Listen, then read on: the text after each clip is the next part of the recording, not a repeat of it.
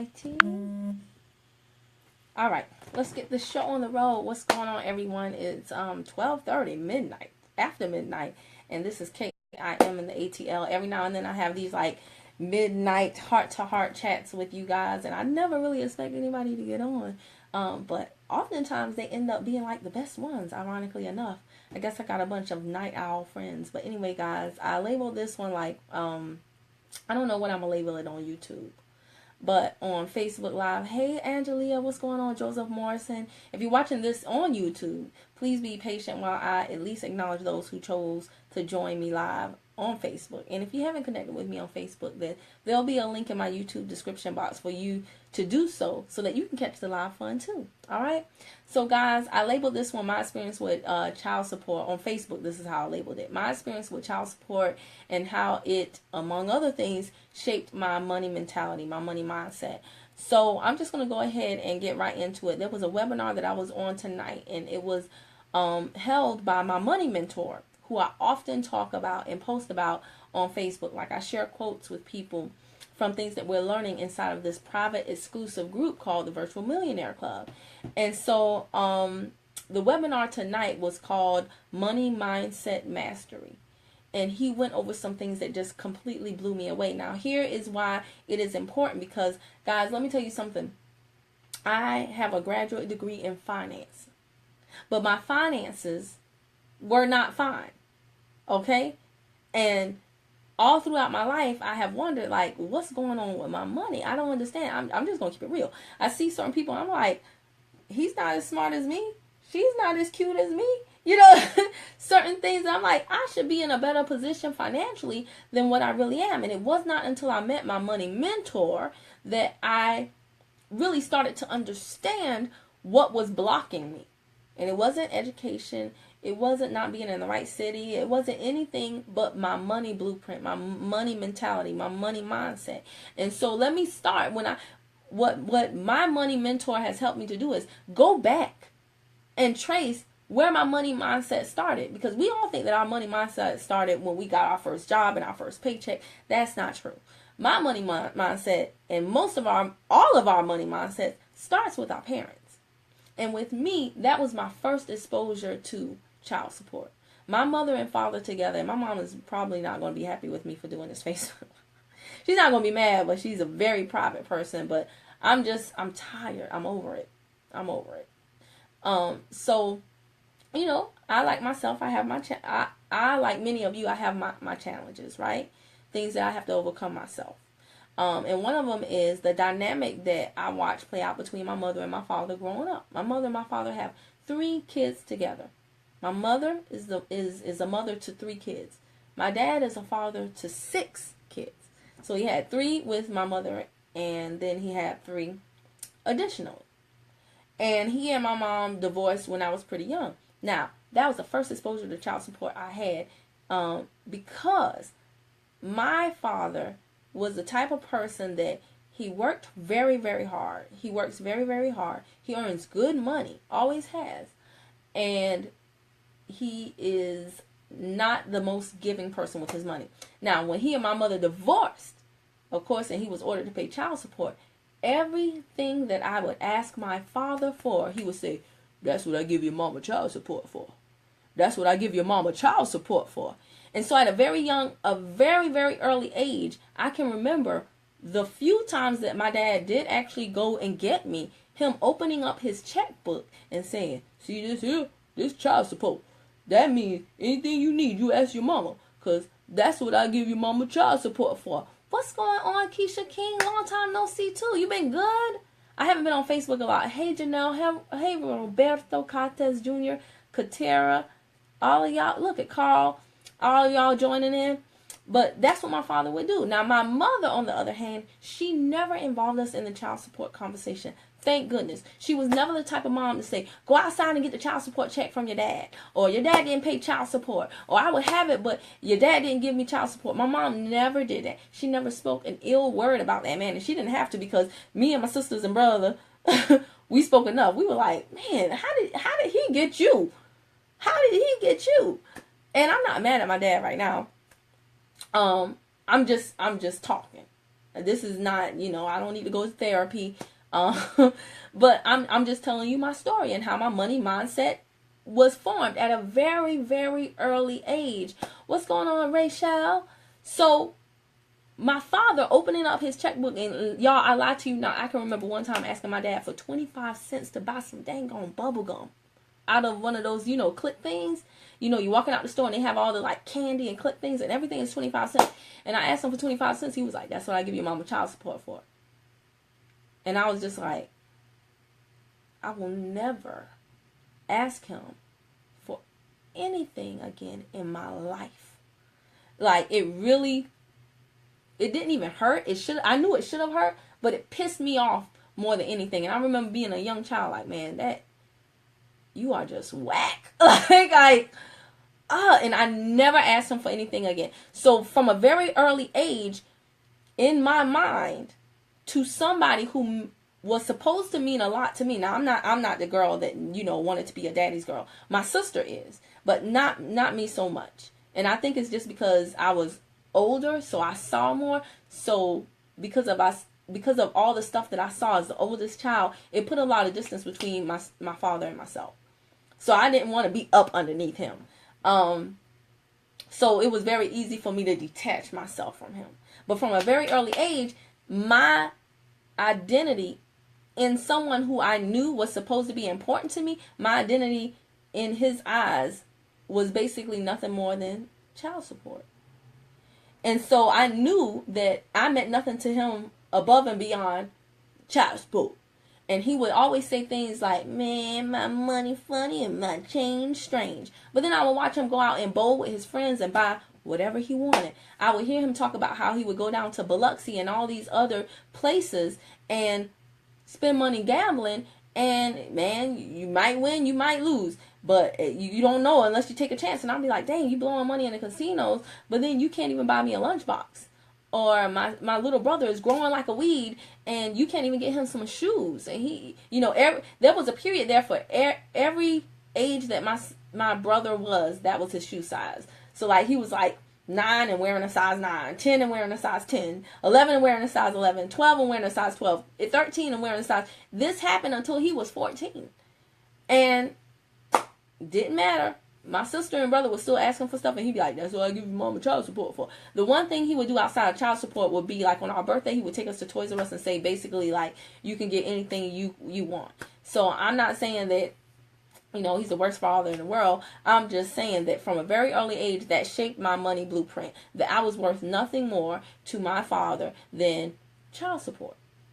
And all of his little sayings, my money funny and my change is strange, is stuck in my head. It's stuck in my head. Just like some of you may have heard some things like, money doesn't grow on cheese. I don't have a pot to piss in. We don't have 2 nickels to rub together. All that stuff shapes your money blueprint. So that was like my childhood, my first concept of like how money played out.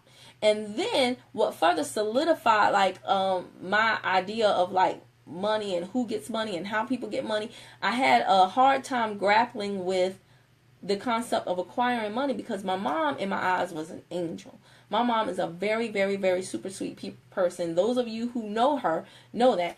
My father is a charming person, very handsome, very charming, very funny.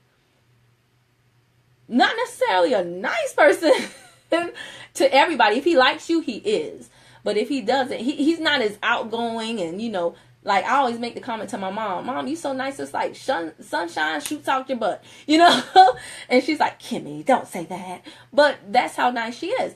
But I always wondered, how did my father get my mother? Because they're like as far as comedy, but they're very different. Hey, what's going on, Ophelia? And hey, Joanne. But they're very different in many ways. So when I'm looking at my mom, and my mom is nice to everybody, and she's the life of the party, and she can come in the room and light it up, and she can sing anything and do impersonations like nobody's business. And then I look at my father, and he just has his little group, his little clique, and I would be like, oh, okay, they're very different people. My father he holds things tight. He holds his money very, very close to him. He'll spend whatever on himself, so he's not cheap. Because for a long time I said, my dad is so cheap. He's not cheap. He spends money on himself. He just doesn't like to spend money on, and I can't even say all of his kids, because it's some of his kids that he spends good money on. But it's some of his kids that he does not. And it's a weird thing, but everybody has their reasons for doing things differently. But I saw my father, and I saw some things that he did. I saw some people that he hung around, and I saw some ways that he moved that were not necessarily good. And my dad had a lot of money. Then I saw my mom, and I see my mom going to church, doing all these things, treating people nice, actually bringing people who don't have people who didn't have as much as us, bringing them into our homes, like other single mothers with children, and giving them stuff when we barely had enough for us, but she made a way. And I saw my mom doing this, and then I said, dang, my mom doesn't have money, and she's this good person, and my dad has a lot of money, and he's not so good all the time. And so that really created a dichotomy for me as a child, where I didn't realize this until much later in life. I had a problem with figuring out, who should get money and what does it mean when you get money. And I did not realize until I met my money mentor, and I really dug deep into my money mentality, that this was my reality. Now, moving into my 20s, and I know you guys are like, how long is she going to go? You don't have to stay on the broadcast if this doesn't apply to you, but I want you guys to understand that if you are in a point in your life where you feel like you should be much further ahead than what you are, and you don't know why, the problem is probably your money blueprint, your money mindset. It's not that you're in the wrong network marketing company. It's not that you're on the wrong job. It's not that you are not smart enough. It's definitely not that. It's not that you're in the wrong city. The unemployment rate for this city or this state is so high. It's none of those things. The problem is your money blueprint, your money mindset. And you don't know this until you really, really dig deep in it. You can get into a network marketing company and you can make a whole bunch of money right quick, and you will lose it all if your money mindset is not corrected. And so I'm just taking you along the journey of how I found out how my money mindset has been shaped and formed, and how it's confined me, how it's bound me, how it's imprisoned me all of my life until very, very recently. So it started from young with watching my mom and my dad, and having my dad say all these funny little things, and having my dad basically always say that anything I wanted needed to come from the child support, which I knew how much he paid in child support. And even at a young age, I remember thinking, that ain't a lot of money, buddy. That's not a lot of money. But anyway, in my 20s, I still had an issue because I would be working. I remember in high school, senior year, working 2 jobs. I would go to high school during the day, and then I would go to college at night, and then I would work 1 job at the movie theater on the weekdays, which was easy, and then I would work Foot Locker on the weekends. And I mean, going to 2 schools and 2 jobs because I wanted money. And I remember my first check was like, I worked 40 hours and I think I got like $200. It was something crazy, right? It was something crazy. And I took that whole check and I blew it at Victoria's Secret, like buying my mama stuff. I still have the stuff. But, you would think that with a person not having a bunch of money, when they finally get a job and they finally get a check, that they would save that money. But no, I wanted to reward my mother because I saw her struggling so much. And I saw her always having a fight with somebody. Not in front of us, but I just knew she struggled to even get what little child support she was getting on a regular basis. So I wanted to reward her. Now going into my 20s, I kept that up, working hard, going to college and working while I'm in college, right? And Joanne says, sweet daughter, love your mom. I do love my mom. I really, really do. She's a great person. But in my 20s, I kept that up. And so I come into college, and because I went to school, I'm thinking, get good grades, get good job, get good money, right? And so I get my degrees in my 20s. I get my undergrad degree in journalism. I get my graduate degree in finance. And then I have the worst finances of my life when I graduate with that graduate degree in finance. Well, nothing fine about my finances when I graduated with that finance graduate degree.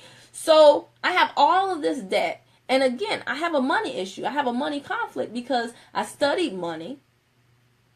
I have degrees, which is what people tell you to do if you want to make good money. And I'm not making good money. So I'm still in a scenario in my 20s. And I'm like, what? Going into my 30s, now here I am. I'm in a marriage, and I'm married to someone, and I'm not hating at all. It's a good thing. Somebody need to make some money. But he had no higher education learning, and he's making more money than me. How is that?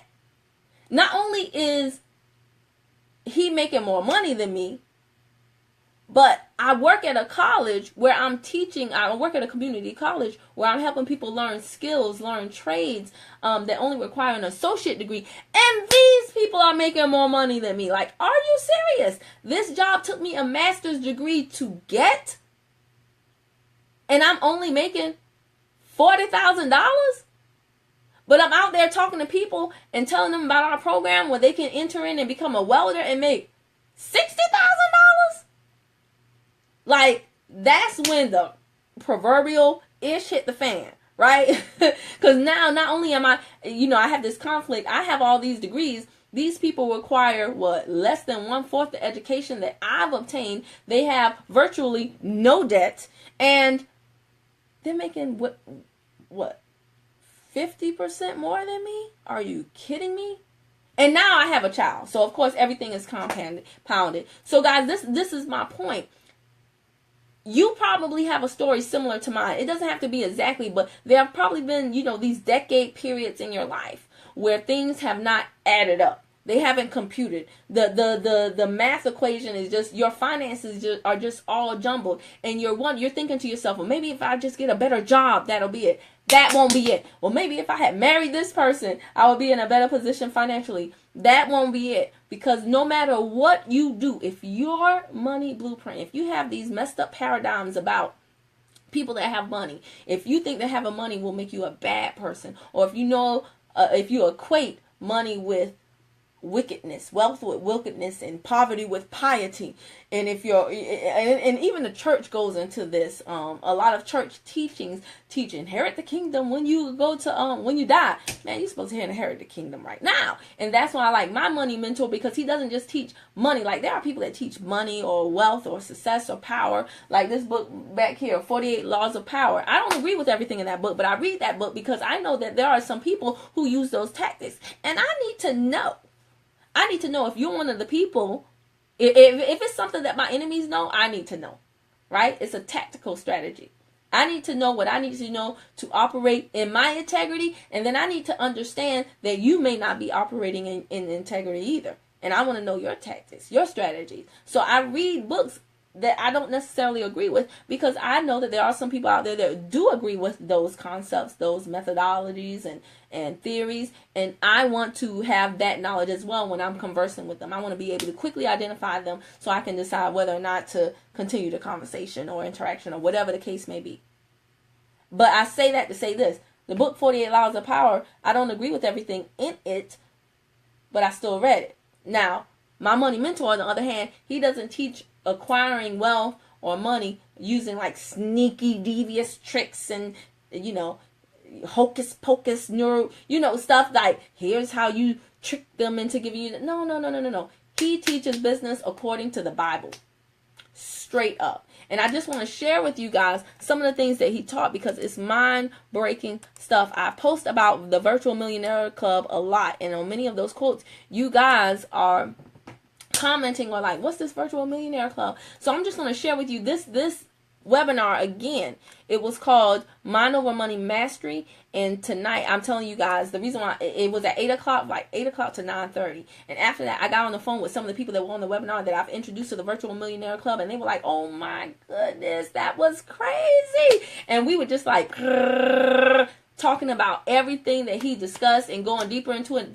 This is why I don't have money for this, or this is why this in my business, I see how I need to restructure my whole entire business, right? Because of the stuff that he said. It's not so much about the technical, guys. It's about the mental. And so some of the things that he talked about people understanding what it means to really be financially free and wealthy, and you should never use the phrase I'm comfortable. So one question that you should always ask yourself when you're determining if you're in a good position financially as it relates to how you generate money, not what your paycheck is, but how you generate money. One question you should ask yourself is, if you became disabled today, how long would it take before you became financially destitute? That gets to the nitty-gritty of how you make money. Okay, and so he was saying that, a lot of us have messed up blueprints because and you have a messed up blueprint if you say something like time is money. Time is not money. Time is way more valuable than money, and I can prove it to you. I'm going to use the same analogy he did. He said, if I gave you $1 million right now, but you had to die to get it, would you want it? Who in the world would take that trade? Who would take that? No one. Because what's the use of $1 million if you have to die right now to get it? So time is not money. It's not an equal trade-off. Time is way more valuable than money. And that right there just proved it. He said, right. Okay. So something that he said that I really, really loved was that a lot of people think that they have to work hard. So they get a second job, or they just go in earlier, or they stay later and do things of that nature. But you're still trading time for money if you do that. As long as you trade time for money, you will always end up on the wrong side of the money equation. The reason being is because time is a finite resource. You only have 24 hours in a day. So if you're trading time for money, if you're trading a limited resource, then you can only get from a limited resource limited income. You will never get unlimited income from a limited resource. You have to incorporate leverage into the equation so that you can now have leverage gives you an unlimited resource. So that means there's no cap, there's no ceiling on your income. But never, ever, ever in the math equation will a limited resource yield unlimited income. It just won't happen. This is like A equals A, B equals B. A will never equal B. So when he says things this way, and he says it in a way that makes you think about it, like, I'm telling you, maybe you know this stuff, but if your results show it, and it's funny because when people tell me stuff, I know you think you know, but do your results show what you say you know? If the answer is no, then maybe you should lock arms with someone, a mentor, who can compress time frames and decrease your learning curve and get you to where you want to be. They can take you from step 1 to done. Okay? Because you evidently don't know. And that's something he talked about too. Knowing and learning. And this was very powerful, guys. Very powerful. He said, most people only know how to know, and knowing is the enemy of learning. And that is so very true. In school, we are taught to get the right answer on the test. We are taught to only raise our hand if we know the answer, because if you don't, you're embarrassed. The teacher, may be like, no, wrong. And then all your friends are like, oh, they're a dummy, or whatever the case may be. So in school, you are taught that you should know, not that you should learn. This is the reason why a lot of kids cheat on tests. They cheat because guess what? The teacher will be like, look, Johnny got an A, and Jared got an A, and Maurice got an A, and all the A's stand up. Y'all get extra time at recess. And so people celebrate the A. But the teacher will not say, hey, explain to me how you got to this answer, and make Johnny or Maurice or Gerard articulate their answer in any way, shape, or form. So it's not about learning in school. It's about making the grade. And when I was in higher education, there were so many students who were 4.0 dummies. It was absolutely insane. And then likewise, I had a lot of students. Sorry, y'all, my pizza here. Don't judge me. It's Friday. It's the weekend. Then I had so many students who were, oh my gosh, my leg fell asleep. Who were, what do you call it? C and D students that were super duper smart. Who is it? Okay. Hi, I'm good. How are you? I'm good. Oh, hold on, y'all. Hold on. They came quick. You having a good night? It's been a bit rough. Uh-oh. Oh, you gave an honest answer. I wasn't expecting that. I was expecting a lie. Here you go. Drive safe. Thank you so much. Okay, take care of yourself. Thank you. All right, y'all. Sorry. Oh, y'all home with me? I feel so special. All right. So, yeah, school is not about learning. School is about knowing. And that's the reason why when my child brings home a grade. I don't like harp on the grade as much as I want to know that he actually knows something. Okay, if you get straight A's, but then you can't tell me what you learned, then did you really learn anything? Right? So something that he said, and I want to say it the way that he said it. So I'm going to go back to my notes, taking y'all with me, and y'all just hanging in there. Oh, woo woo woo woo woo woo. So he says, okay, the wealthy value mastery over money, while poor people value money over mastery. Oh my God. And it's simple stuff like that he says that really hits me in my core. The wealthy value mastery over money. So here is what I mean. And he said something like that the other day. He said poor people struggle to increase their income while wealthy people strive to increase their influence. And I'm going to go back to my mom and my dad right quick, because that's something that I see now how it played out. Like, my mother didn't earn a lot of money, but my mom is good with the gift of gab. Let me tell you something. That woman can go in a room, and it's not phony, but she can smoosh the CEO of a corporation as well as the waiter. Okay? The waiter will give her 3 extra desserts, and the CEO will give her a free $150 plate to the next banquet. That's how my mom is. And so growing up and living with my mom, we didn't have a lot of money, but baby, me, my sister, and my brother, we were the kids that were in the audio room, or I remember one time Lisa and Colt Jam's concert. She couldn't afford to get to the tickets to that concert, so she went to the same place where the concert was held, and instead she thought a good consolation prize would be getting us tickets to the home cooking show. Not quite equal, but hey, she tried, right? So while she was at the Civic Center, Savannah Civic Center, she met Lisa's production manager or something. They start talking in the lobby. Do you know this man gave her free tickets to the concert? Yes, honey. My mom did that. And I remember she told us, she said, hey, gang, we're going to the home cooking show since I couldn't get you guys tickets to the concert. And we were like, yay. Because we never wanted our mom to feel bad, right? So we were like, yay. And we went there. And instead of going to the home cooking show, we went to the concert. And we not only went to the concert, but we were in the middle of the sea of people with all the audio engineers. And everybody was like, are y'all Lisa family? And we were like, something like that. And we got and then we went backstage and we met her. Why? Because my mom had influence. She didn't have income. She had influence. And so there are so many stories that I could tell you where my mom got us in places where we were not supposed to be technically. Or we were exposed to people and experiences that were on a much higher vibration, a much higher level than we were. Because my mom had influence, not income. So I didn't realize that at the time because I was just looking at the money as a kid. But it's a beautiful, beautiful thing. And so we're going into that same area and seeing everything come together and come full circle. I'm like, oh, it makes sense. So you want to develop in life, you want to develop influence, you want to increase your influence, not income. A person who increases their income, they'll only have more money. And they'll only have so much money to the point that their money mindset will allow them to keep. But a person who develops influence, they'll have influence, and they can get the person who has income, they can get their money because they can influence them to turn that income over to them. Okay? So one of those things, income, will get you just one of those things, income. But the other one of those things, influence, can get you both of those things, which is your influence and somebody else's income. Does that make sense? Hopefully it does.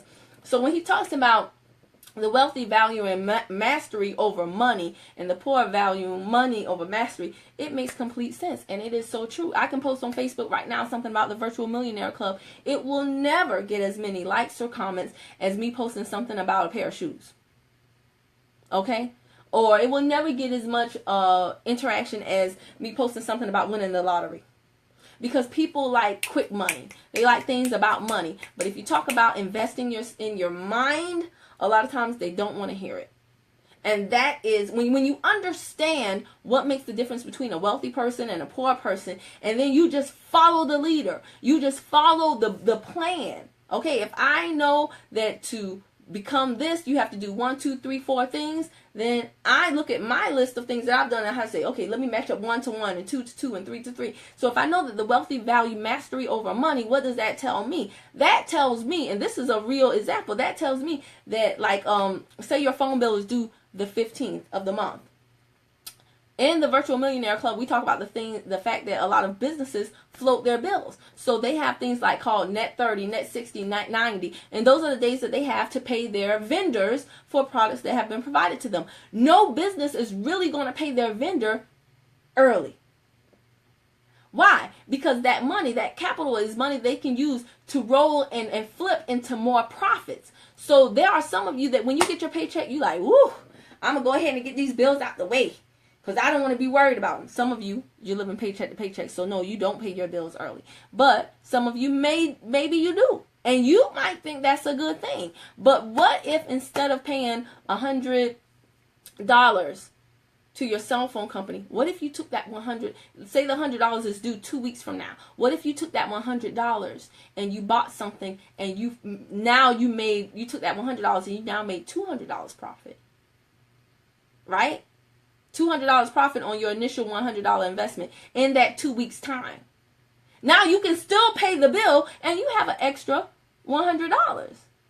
Does that make sense? That is what businesses do. That is why a lot of business owners, not all of them, but smart business owners, that is why smart business owners are able to grow their revenues and their profits so quickly, because they float their money. Whereas the typical person just works to pay things, and they think they're paying things and losing the opportunity cost of being able to use that capital for something else to generate more money. That doesn't compute. So this is the stuff that we talk about in the Virtual Millionaire Club, and it's absolutely amazing because it can change your life for the rest of your life. And when he talks about expectation, have you ever heard the phrase, have you ever heard somebody say that expectation is your greatest superpower? Isn't that amazing? We are really we're not just regular people, y'all. We are so much more powerful than we know. Expectation is your greatest superpower. Now, here's the thing. You want to only give energy to good expectations, because expectation can both empower and disempower you. Expectation in the direction of faith is going to be great. Expectation in the direction of doubt, which is what a lot of people do. Ooh, I think I'm going to fail the test. Ooh, I don't know if I'm going to get the job. So many people applying. Well, we still in a bad recession. Oh, Lord. Oh, every time I go on an interview, I get nervous. Da-da-da. Expectation in the form of doubt will shoot you in the foot every single time. Your words, and I say this, your words create your world. What you speak about, you bring about. You must speak what you seek. It's so important. This is not, me just rambling. This is for real. And so he talks about the fact that a lot of people think, when they hear expectation, they think of speaking things into existence. And this was super powerful. He said, you cannot speak things into existence like The Secret says. He said, if you could speak things into existence, you would have already spoken a different existence than what you currently have, wouldn't you? And I was like, dang, that is true. You can say money is coming, money is coming, money is coming, money is coming, money is coming all day long. But baby, money ain't coming. Not just because you say it. Now, this is so powerful what he said. You can't just speak things into existence. He said you can only speak faith into existence in the place where doubt used to exist. And when you truly have faith, you act based on that faith. And it is the action that brings what you spoke, your expectation, in the direction of faith. It is your action that brings that expectation to reality, to fruition. And that is powerful, and that is true, guys, because let me tell you something. If you sit there and say, money is coming, money is coming, money is coming, but you don't act, money ain't coming. But if you have faith that money is coming, and you say, how can I get it to come? I know it's coming. I don't know what vehicle. But let me go out there and try some different things until I find out where it is coming from. Or what will be the path of least resistance for the money to come to me. And you just keep going because you have faith. Because you have empowered your expectation. Because your expectation is in the direction of faith, not doubt. Then you will act. If you knew that you had a winning lotto ticket, would you be afraid to scratch it off?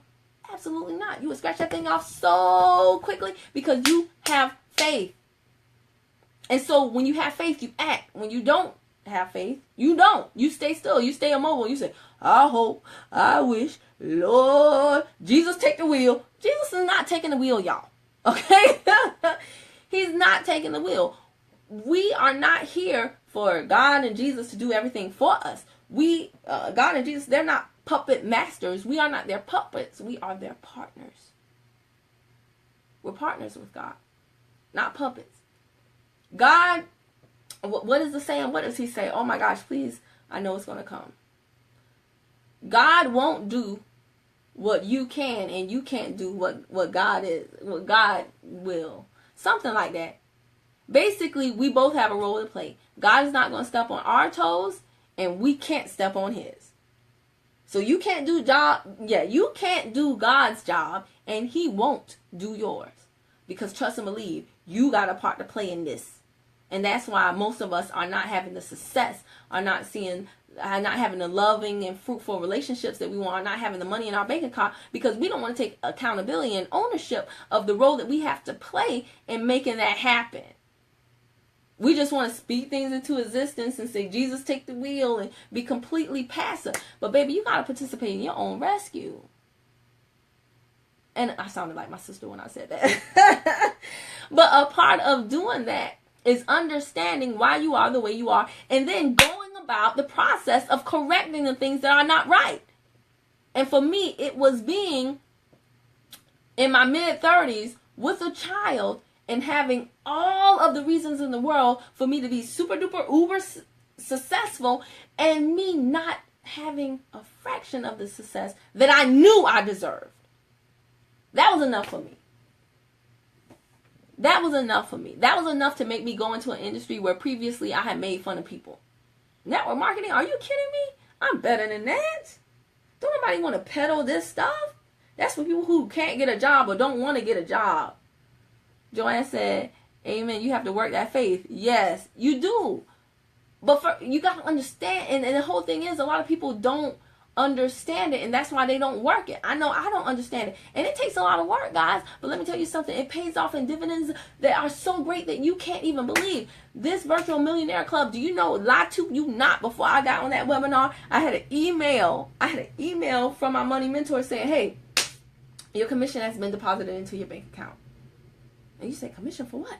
Well, the virtual millionaire club is not just a vehicle for you to save money, but it's also a vehicle for you to make money. So when you refer people to it, like some of you who have clicked on those quotes that I share that you like so much, when I say, hey, do you want a little bit, this is a quote, would you like to hear a video? I share the video with you, and then when you hear the video, a lot of you are blown away. Then when you watch the video, you say, who is this guy? Where did he come from? What is this about? Can I get some more? When you join the virtual millionaire club, I get paid. Now, I get paid just for referring you. But this is my mentor's expertise. This is a man who has spent literally decades, who went from making $6.25 as a trash man to making, what did he say, over $17,000 this week, and this was a slow week for him? Hello, somebody. This is a big, big deal. He makes it all passively. An hour or two here and there. Very passively. Traveling the world, just talking on the telephone, doing webinars, doing teleseminars, and then the rest of the time spending time with his family. Don't you want that life? It's a beautiful thing, y'all. I did a video last week about my hairdresser who has 6 kids, and her husband died after 2.5 years of having a stroke, and she had to feed him, she had to bathe him, she had to do this man was on a feeding tube. She had to do everything for this man who was over 200 pounds, almost broke her back, standing up, doing hair all day long, and then going home and lifting and pushing him. And he just died in June, y'all, and he is still in the freezer because she doesn't have the money to bury him. When I say get outside yourself and stop saying things like, I'm straight, I'm good, I'm comfortable, I mean start thinking about other people. Right now, I wish with every fiber of my being that I had taken my business more seriously, so that I, like other people in my primary company, would just be making, multiple thousands of dollars per month. I wish that I were making enough money to just tell my hairdresser, you know what? You have been good. You have done well, faithful servant. Here, I'm going to take care of your husband's funeral. I don't want to make enough money to just be good or straight. I want to make enough money so that I can put other people in a position. I can be a blessing to them. I'm not going to have my son start where I started. I'm going to have him start where I left off. That's a non-negotiable for me. And I'll be dang on if I'm going to have my son have the childhood that I had. No disrespect to my mother or to my father, because I really do understand that every single thing that we go through, every problem is custom designed, tailor-made for me to make me who I'm supposed to be so that I can serve God's people faithfully. My story is not for me. It's for somebody else. So I'm not lamenting or condemning my father. There are some fathers out there who have done some really, really horrible things to their kids. And I thank God that I never had to worry about certain things with my dad. Thank you, Lord, for that.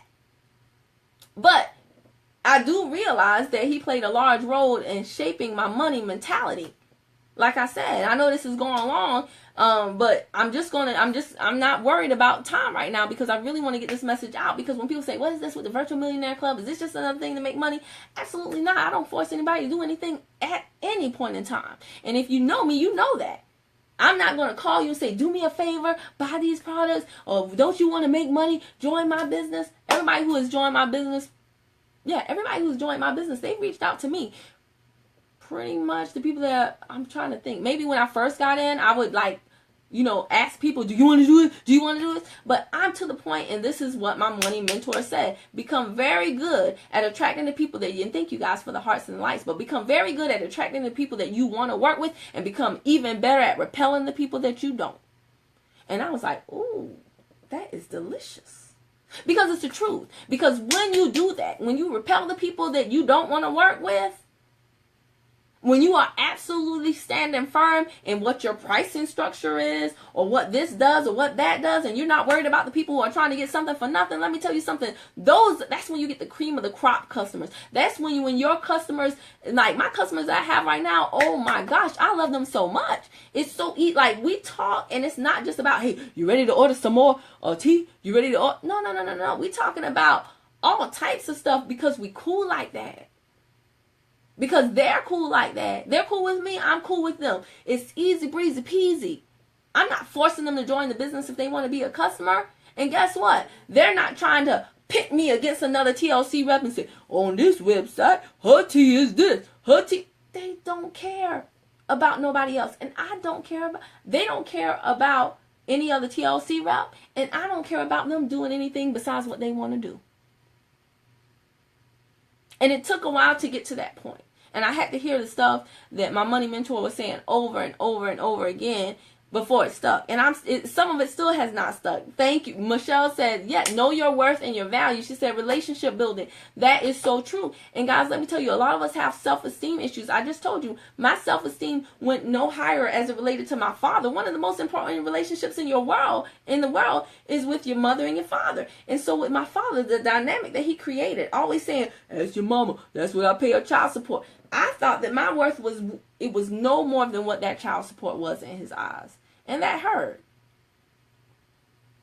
And some of you may not have that same story, but there's something else that happened in your life that has shaped where you feel your self-worth is. And if you're not making, like, my money mentor says, at least $20,000 a month, if you're not making good enough money to not just do good for your family, but your children's children's children and somebody else's children, if you're not doing that and it doesn't hurt you,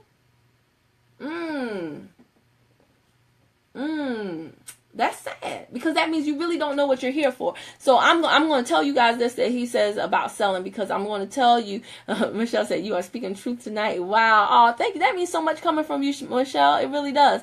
So he talked about selling. And selling is, Frankie, you still here? She said, Kim, teach the class, baby. I love you, Frankie.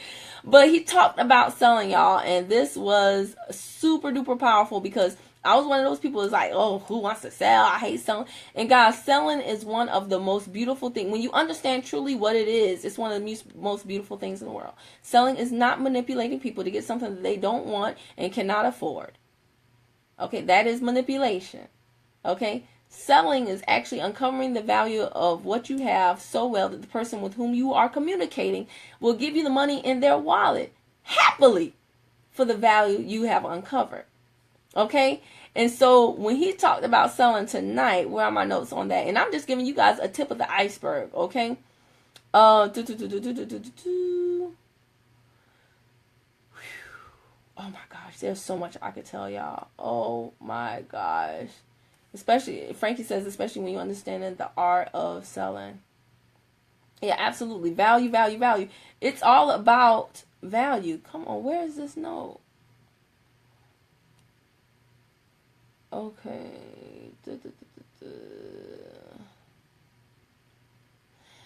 I don't know. Where is my selling notes? Okay, he talked a lot about money myths. And then he talked about being brilliant at identifying the value people are looking for and then present that value. He said you'll never make a sale if all you're thinking about is making a sale, but the probability of making a sale increases exponentially when you focus on service over sales. And so that's why I really have so much respect for sales now. And guys, we all know this. There are certain salespeople that you know you want to go see them. You want to go buy from them. There's a car salesman. There are some of them are slimy, and then there's some that you're like, man, let me go see my dog over there and see if he can get me a new set of wheels. I haven't seen him in like you're driving to the dealership anticipating him being there, happy to do business with him. That's the type of salesperson I want to be. That's what I'm talking about. I'm not talking about just the person who makes a lot of sales, but everybody's like, I don't know why he makes sales. No. I'm talking about a person who truly does such a good job being of service to other people that people are glad to do business with them. And that is how you grow your customer base. That is how you get to the point of eventually factoring yourself out of a job that requires you to input a lot of time. And when he said, one thing that one mistake that people make is thinking that the marketplace values what you value. That was huge to me. Oh, Michelle said, I absolutely love you, Kim. I love you too. Woo woo. Girl, let me get my heart for you. See, I don't think you've been on the midnight broadcast. We have props. That's for you, Michelle. I love you too. But anyway, guys, seriously, you think that something is important to you, so then you go try and put that on somebody else. And I'll give you an example of this. I have a friend who is in another network marketing company. Now, he keeps texting me, loving the view from my balcony in Miami. I think I might move to Mexico. Look at this, Kim. And he thinks that he's really doing something by sending me all these pictures of trips that he's won in his company. Well, he doesn't understand, because he's a bachelor with no kids. I got some real stuff going on over here, up in here. Okay? I am a mother, and I have other dynamics in my life besides what he has going on. So therefore, you sending me all these pictures of trips that you won, it doesn't, in my head, in my mind, yeah, you should be here. That type of deal, right? That might be attractive to someone else like him. But to me, I'm thinking, if I'm on a trip right now, you mean to tell, I can't take Hassan with me because he's in school. I got to organize somebody to watch him. And then it would be so much more attractive to me for you to be like, just paid off my house, just paid off my student loans. And I'd be like, hold on, brother, hold on. What you got going on? Now you speaking my language. What's going on, Jamal and Vanessa Black? You know, Vanessa Black, I use your quote all the time. I heard it from you first. Pain and suffering are necessary until we learn they are not. I heard that from you first, and I use it all the time. It's in my quote book. Anyway, guys, he sends me these text messages, and he's about to get blocked because I'm like, stop. I'm in the middle of real life here, okay? I got parent conferences and things, and you talking about you on your balcony. Guess what? Even if I won the trip, I wouldn't be able to go. Then he sends me like a before and after his company and was like, look at this girl. Doesn't she look great? It was something like she lost 20 pounds in 3 months. Are you kidding me? I got people in my company that lost more weight in a shorter period of time. So that is impressive to you. You just totally unimpressed me. So that's what we're talking about. Learning your audience, learning what is important to them and how to speak to them. What you think is good might not be good to that person. And you really got to find that out. You really got to figure that out before you start flapping them gums. Otherwise, you won't look silly. Does that mean, y'all laughing at me. Y'all laughing at me, but it is the truth. And so when you're in sales, when you're trying to make a sale, that is something that you need to take into consideration. And my money mentor is the master of sales. So when I hear him talk about his transactions and different things of these scenarios, and then I see them play out in real life, I'm like, yes, come on now, come through, money mentor. Come through, money mentor. Then he talks, and I'm going to end on this. This is super important, guys. This is super important. Let me go back to sales. When we exchange money for something, we're saying that we value the thing more than we value the money at that point in time. Now, that last part is really important. At that point in time. See, you guys, timing really is super important. Okay? Timing is super important. Michelle says she want all my energy. It's nitro. I took 2 nitro today. But timing is super important because, guys, you can, like, I'll tell you the truth. I'll tell you the truth. There are some people in my company, we sell the same products, right? We can buy the products from our back office and get the volume. We can buy the products from ourselves as customers and get commission back. Guys, sometimes I buy products from people and it's way low. Way low. Not just one rep, multiple reps. When you do videos, I don't know, magical stuff happens. But when you do a lot of videos, magical stuff happens, and people that you don't even know will call you and be like, hey, I've had people leave my company and say, I have all this marketing material that I spent good money for. I can't do anything with it. I quit. I give up. Do you want me to just send you the stuff for free? Heck yeah! Yeah! How fast can I text you my address, right? And then I've had people say, hey, I'm out. Deuces. I can't do this. I have all this inventory. I see you doing these videos. I see you taking these screenshots and posting on your Facebook that you're making sales. So clearly you're moving this product. Do you want to buy my product at a discounted price? Heck yeah! So here is my point. Could these same people take their product and sell it? Because some people say, well, why don't they just go out there and sell it to customers? Well, that's a silly question, because if they had customers, then they wouldn't be leaving the business, right? I'm not saying anything bad about them. I'm saying you're not really thinking if you say that. If they had customers, then they would sell it to them. Then they would stay in the business. So they don't have any customers to sell it to. So then they go, who can I sell it to? So this is product that they paid good money for. Michelle said, I love your videos. Thank you, Michelle. Don't you make me give you that heart again. Don't you make me give you that heart again. This is how I give hearts back to y'all since I don't have a button. All right. So at one point in time, the person was in the business. They bought product because they were like, I'm going to sell this product. I'm going to be a millionaire. Millions, mansions, and Maseratis, right? Then, time wore on and their husband or their wife, their girlfriend or their boyfriend, like, you ain't rich yet? Well, get this stuff up out of here, right? It's just a reminder of the fact that you ain't rich yet. So now that money that they paid for that product, they don't care about. They're just disenchanted with the whole thing, and they're like, oh, I got to get rid of this stuff. So now they're willing to sell the stuff for very, very low, which works for me. I want it to work for them too. Hopefully we can be a blessing, and hopefully I can take the product off of your hands, and hopefully you can outfit me with more inventory that I can flip, because I do have customers. That's why you reached out to me, right?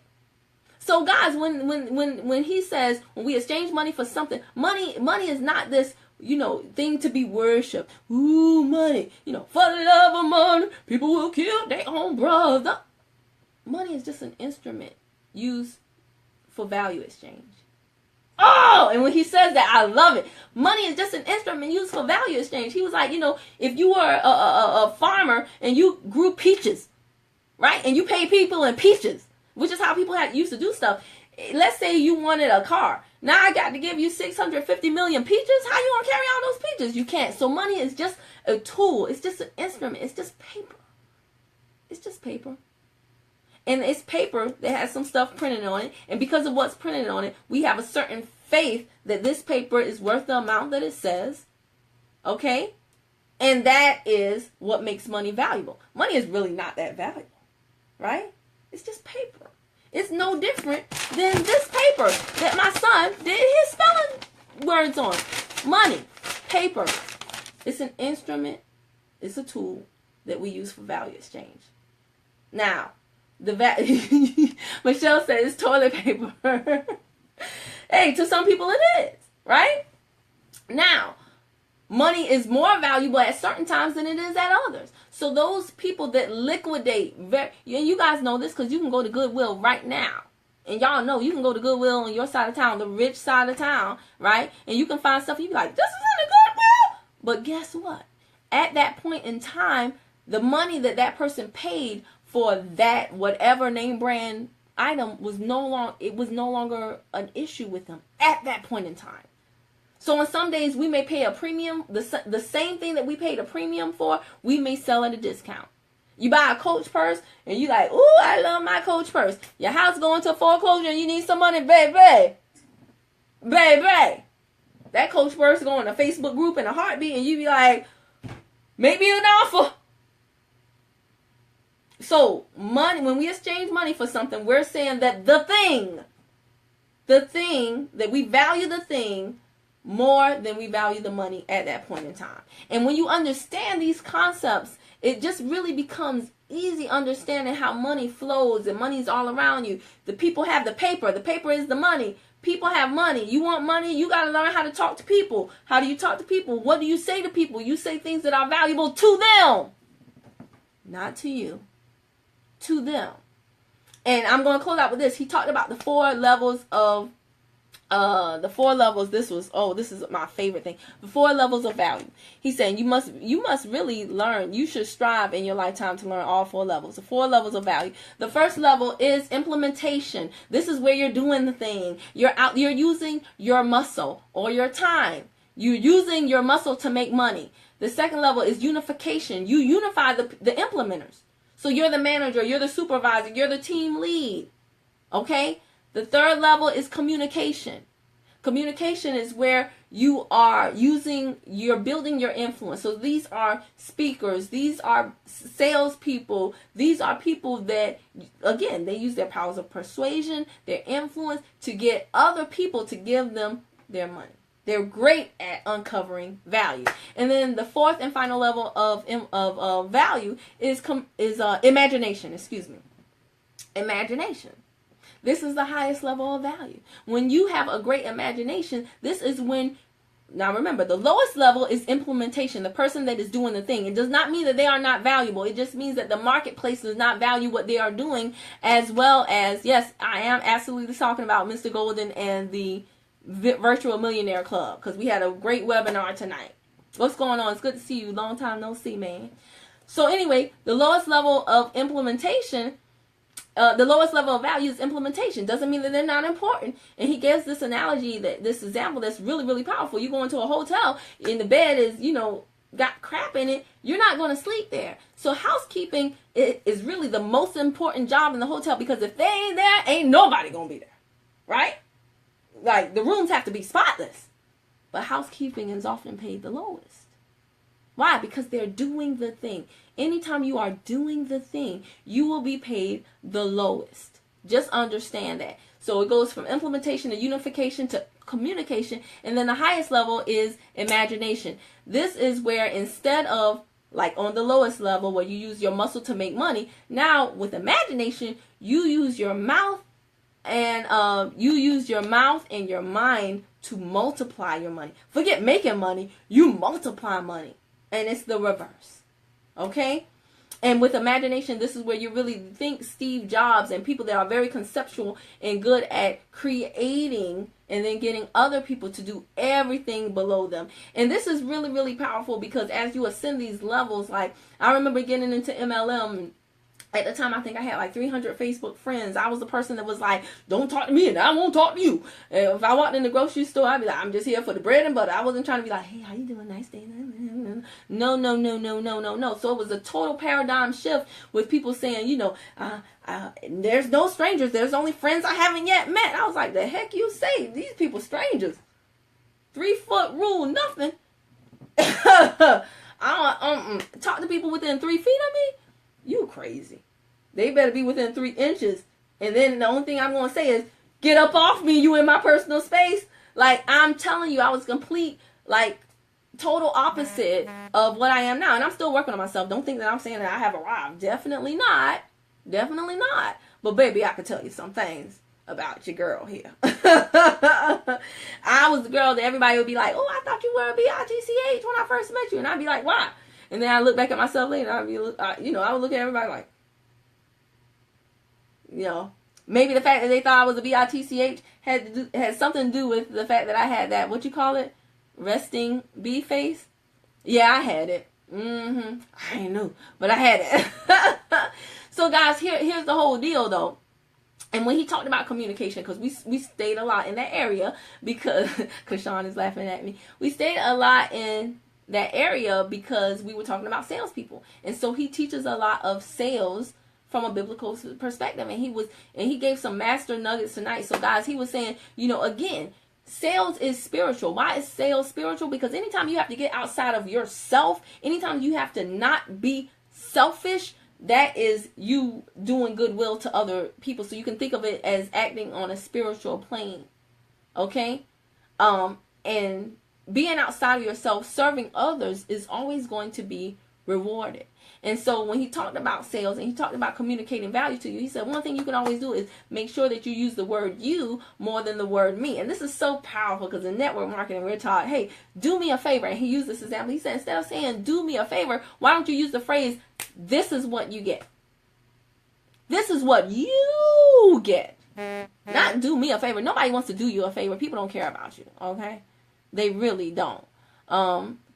Michelle said everything is spiritual. Everything is energy.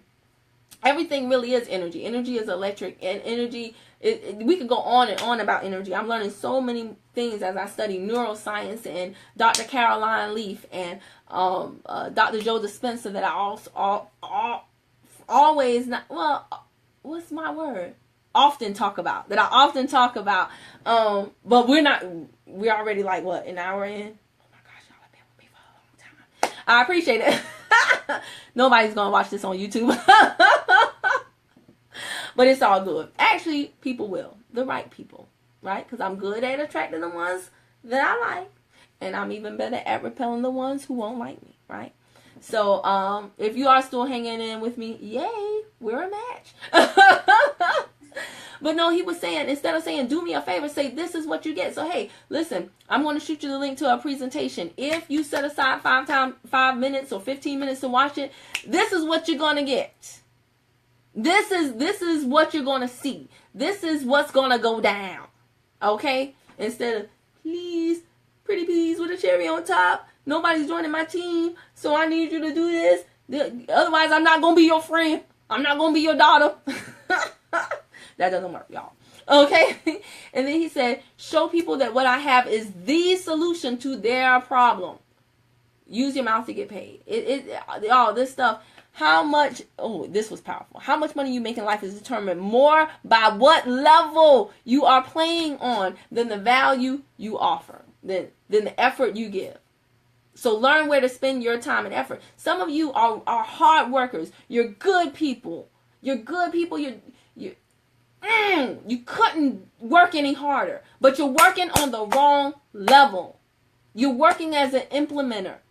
If you get on the right level, you could work not as hard and still earn more money because of the value that level offers. So you're working hard just at the wrong level. And that to me was just like, whoa, are you serious? And he is. And it is so very true. Like I said, before the webinar even started, my commission hit my bank account. What a blessing. And what's even more a blessing, guys, is that, let me read this to y'all. if I get this, I can offer less value. If you get this, you can offer less value on a higher level and still make more money than if you were to offer more value on a lesser level. You might have to play that back in the replay. If you understand how the value levels work, you'll be able to offer less value on a higher level and still make more money than the person offering more value on a lesser level. The CEO is not working as hard as the janitor. They just ain't. Is that unfair? See, now that's the question. If you answered yes, then you don't understand anything that I just said. And your money mentality, your money blueprint, your money mindset is all messed up, baby. And you need to be in a virtual millionaire club. I'm not even going to lie to you. I had a friend who messaged me and was like, girl, I'm loving the videos on your YouTube channel. I said, you watching the free videos. When are you going to invest in yourself? See, let me tell you something. Mastery requires a commitment. Mastery requires a commitment. Why? Because in this day and age, we're in the year 2017. We have so many things at our disposal. Google, YouTube, Snapchat, blah, blah, blah, all these things and all these free tools and all these people out here saying stuff. All the free stuff goes on a watch later list. And it's all free. So that list is just growing. You don't pay attention. You don't vote with your mouth. Ooh, I like him. Ooh, I like her. Ooh, I'm going to watch that. Ooh, I'm going to do this. No, you're not. You don't vote with your mouth. You vote with your money. See, when you plop down your money, when you make a commitment to something, let me tell you something. There's a lot of people that I love, that I want to watch on YouTube. I ain't watching them before I watch my virtual millionaire club stuff. You know why? Because I paid for that. That's my money, honey. So I'm always going to do the things that I pay. And that's how you prioritize things in your life. If you're right now overwhelmed with stuff, it's not that there really is no overwhelm. There's only a lack of prioritization. What's one way that you can prioritize? You can vote with your money instead of your mouth. So I knew when I heard the voice of my money mentor, Mr. Myron Golden, I knew when I heard him, this man got something that I want. And it's not his money. It's his mindset. Because if I get his money, I can lose it. But if I get his mindset, I can get his money and I can keep that sucker. Right? Right? So yeah, when he said the Virtual Millionaire Club was $27 a month, I was like, where do I sign up? And then when he announced, hey, listen, if you think I'm good, invite other people to join you. And when they pay their $27 a month, you'll get 20 of it. I was like, what you say? Nah. That's what I'm talking about.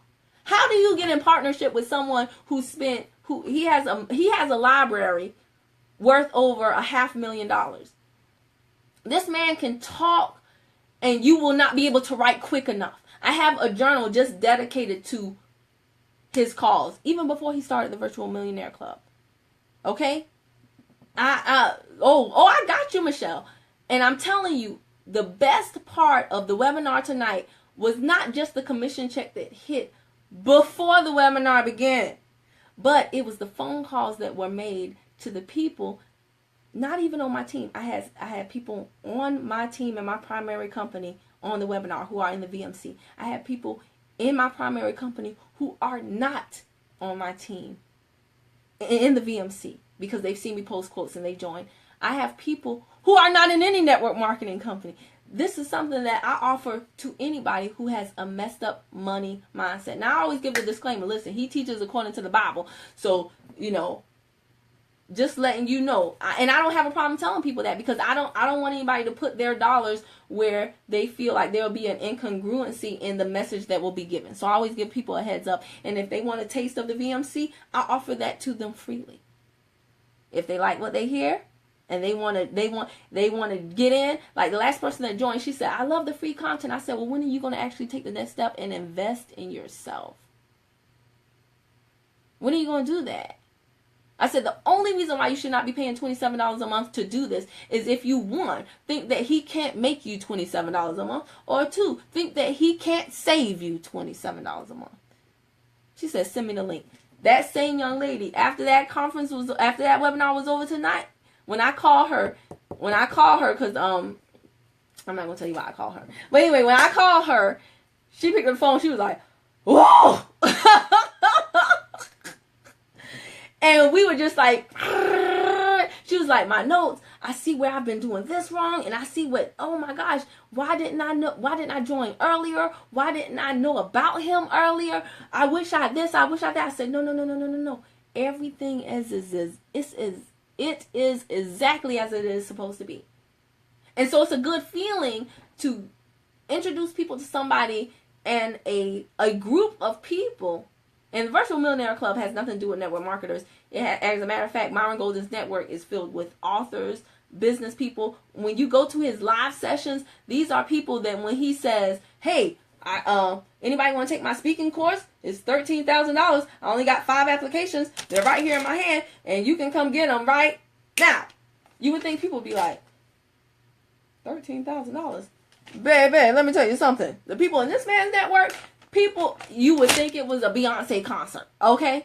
Because they be like, you like, did y'all hear him say $13,000?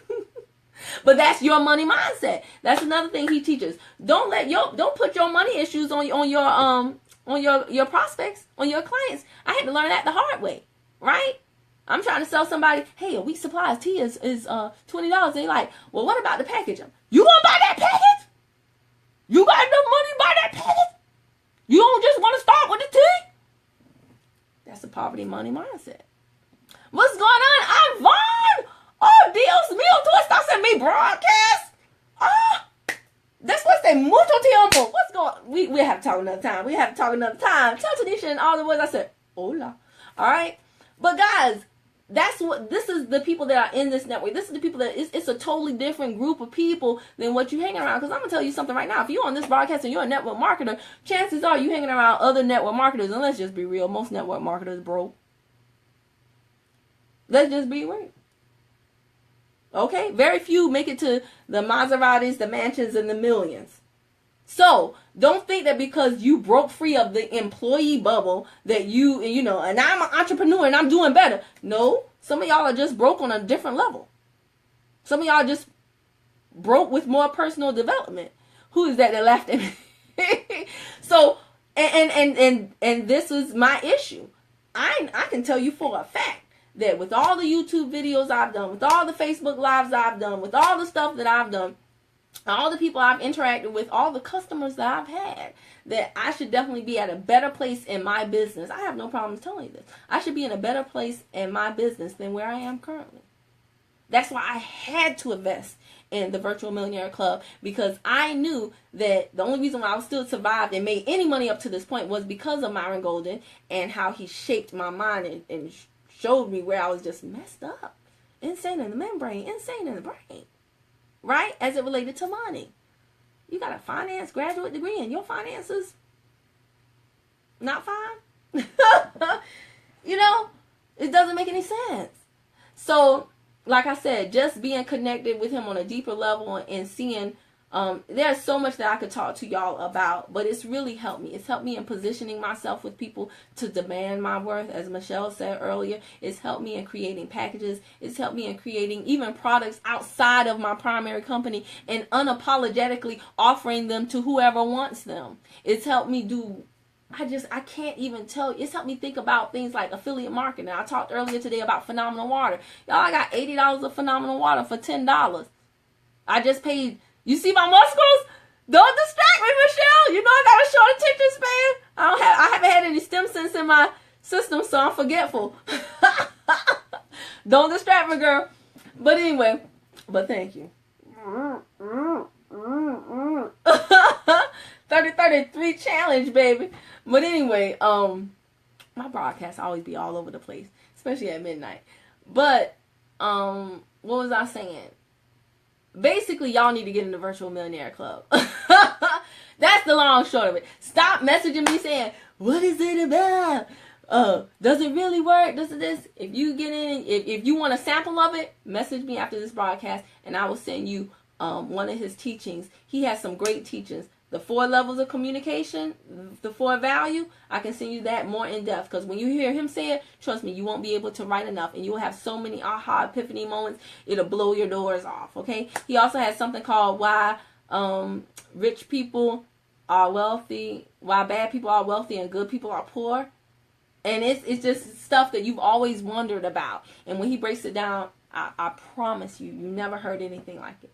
Never, ever, ever. Even pastors are like, what? And then the community of people that are in the Virtual Millionaire Club, these are people that are true business owners, millionaires, authors. Yeah. It's a very, how often are the videos done? When you are in the Virtual Millionaire Club, this is what he does. There are 2 audios that will be uploaded every month, and 1 video. And then in the meantime, in between time, there are webinars like the webinar that he had tonight. As soon as you sign up in the Virtual Millionaire Club, you actually get access to a webinar that he did a few months back, and that was his notes from a $30,000 mastermind that he was a part of. And guys, this is so powerful. He is a part of a $30,000. He pays $30,000 a year to be a part of a mastermind, and he also pays for his son to do it. Isn't that amazing? His son is in his 20s, and this young man is hanging out with millionaires. And he took the notes from something that he paid $30,000 to be a part of. And he did a webinar on the notes. And then he put it inside the Virtual Millionaire Club. Do you hear me? And we paying $27 a month. Gee whiz, y'all. Let me tell you something. I'm not saying that if you join it in a month, you're going to be a millionaire. What I am saying is you're going to start to undo all of the years of bad mental mindset programming that you have had going on, and you're going to be that much closer to becoming a millionaire and a billionaire and making money passively, residually, and learning how, my life has completely changed. Things that I was like, I ain't got no money for that. I remember not even going window shopping because I was like, what's the point of going in if I know I can't afford nothing? That don't make no sense. Now I'm like, let me come up in here and let them know that Kimmy prosperity has arrived because it's already done. I'm internalizing the emotions of being where I know I'm going to eventually be, so I can walk up in the place with no disgrace, baby, because it's already done. Oh, Michelle said, I see your growth. Thank you so much. You said, laughing my butt off. I know, I'm still uncouth in my growth. But yeah, there are things that we do to sabotage ourselves and to keep ourselves from ever growing, from ever prospering, and we don't even know why, because you don't know what you don't know. And it's only until you start associating with people that have already been where you are right now, and they've broken through somehow, and then you can piggyback off of their mistakes. Again, you can decrease the learning curve and compress time frames. A mentor takes you from step 1 to done. And when you vote with your money, instead of just saying, oh, yeah, I like him. When you put down your money and you say, let me lock arms with him. It's only $27. Okay, you mean to tell me it's less than $1 a day? Today is Friday. It's payday. I guarantee you right now. What is it, 144? It's somebody sitting on Panola Road, Ruby Tuesday, who's still spent more than $27. And it's all in their belly. Take that money from your belly, start investing more in your brain than your belly, start investing more in your mind than your meals, and then you'll see things turn around. Marcio Fulcher, are you serious? What's going on with Marcio Fulcher? You don't know what you don't know? Absolutely not, Damon. So my whole thing is, Michelle is laughing at me, but I'm telling y'all, I could go on and on and on and on and on and on and on again about it. And like I said, everybody that I introduced to the VMC, those who are part of my team, those who are sidelined to me, those who are not even in MLM, when that webinar ended tonight, they were like, man, I thought that it couldn't get any better, but it could. Damon said, you have grown. I'm a witness. Marcio said, hey, what's going on? Fulcher, I saw y'all Fulcher brothers playing basketball. Like that sibling thing y'all have going on. But anyway, guys, that is what, for many of you who have asked, what is the Virtual Millionaire Club? That is what it is. It has nothing to do with network marketing. And it has everything to do with you locking arms with someone that can basically just tell you things I promise you have never heard before. And then on top of that, add to your income stream. It doesn't compete with what you're currently doing. For me, my network marketing company, I love, but I go to the leaders there for the technical training. I go to the VMC, the Virtual Millionaire Club, for the mental training. And it's two totally different things.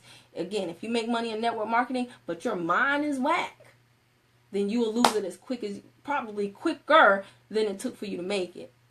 But if you get that mindset right first, gachanja. It's been a long time since I said that. Gachanja. What's going on, Angela?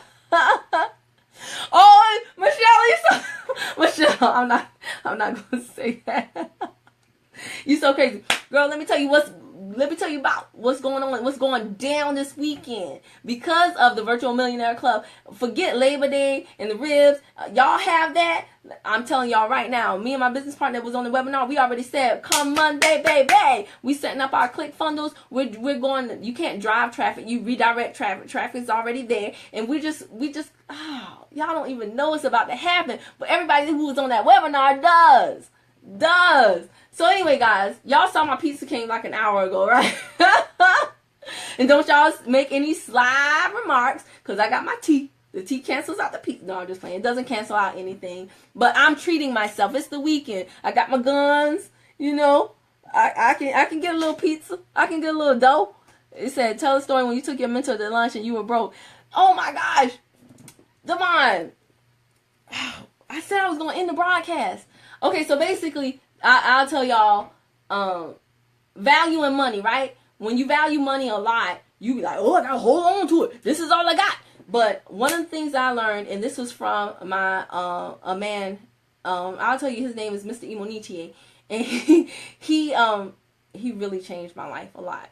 He really, really changed my life. I have to do a whole nother broadcast about him. Still changing my life to this day, and he doesn't even know it. He probably does, because he knows everything. He's like, you know, Houdini. Ooh, he knows everything. All right, but Mr. Imonitie taught me that if you are around somebody who has what you want to have, then you do everything to be around them for as long as possible. If that means taking them to lunch or whatever the case may be, you do it. It doesn't matter if you don't have it. Yes, Mr. David Imonitie, awesome, awesome man. I like leaders that when I look at them, I want to be like them. Okay, I can tell y'all a lot of stories about him, but I'll save it for another time. So anyway, Mr. Myron Golden, right? Yes, Mr. Imonitie, y'all don't even know.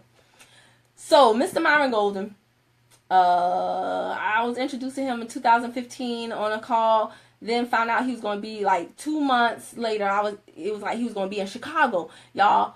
Literally, he was going to be in Chicago on Friday. I think I bought my plane ticket, made arrangements for my son on a Wednesday to go to Chicago. I was like, I have to meet this man in person. I have to meet him in person. And so, bought my plane ticket, go to Chicago, have no room, right? But I have a ticket to this event. So, go to the event, I hear him speak. Afterwards, everybody's like, oh my gosh, you were so great, you were so awesome, will you sign my book? And it's so funny, because when you watch the dynamic, people are totally clueless. They be like, I just love you, I'm just like you. No, you're not, because if you were, you would be rich, and you would be on the stage. You're not just like them. And, oh, you don't know my story, but let me tell you anyway, because I know people don't even pay attention. There's other people waiting to sign books, there's other people doing all this stuff. The person is hungry, and you sitting up there, yap, right? And that's another thing that Mr. Imonitie said. He basically, in so many words, says, shut up. If you're in the presence of somebody you admire, let them do the talking. Don't tell them about how you sold, your child's Christmas gifts to come to the conference. Shut your trap and let them, spit some knowledge on you, right? So I'm watching all these people, coming to Mr. Golden and blah, blah, blah, blah, blah, blah, blah. So when I get to him, I always make sure I'm last, because let me tell you something, the last shall be first, baby.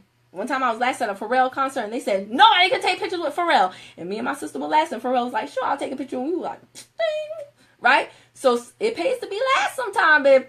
So with Mr. Golden, I was last. And so I was like, hey, I really just want to say I came all the way here really for you. I've been listening to all the calls. I appreciate everything you do. And, you fed me mentally, so I would like to feed you literally. I know we're on a lunch break. Can I buy you lunch? And y'all, keep in mind, I didn't even have a room. My plan was to sleep in the hotel lobby. Seriously. Ain't no shame in my game. Right? And so, I was like, ain't nothing going to happen to me in the lobby. And those of you who know me, I can sleep anywhere. Right? I can fall asleep in the middle of this broadcast. Ain't no thing for me. So I was like, I'll just put my bags underneath me and, sleep like this. And then go freshen up and do what I have to do.